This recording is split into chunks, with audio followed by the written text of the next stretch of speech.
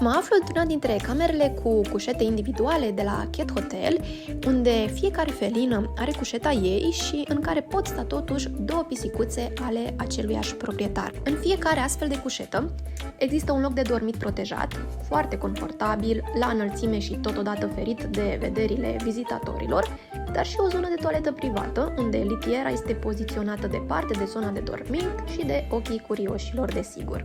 Trecem în revistă și faptul că spațiul de cazare este special conceput cu ajutorul medicilor veterinari și a unei echipe de arhitecți pentru a oferi cea mai bună experiență pisicuțelor ce se cazează la noi. Continuăm cu camerele VIP, unde felinele care aleg acest tip de cazare au efectiv toată camera la dispoziție doar pentru ele, asigurându-le un confort maxim. Intră pe site-ul nostru și află tot ce trebuie să știi despre cel mai cool hotel pentru feline din București.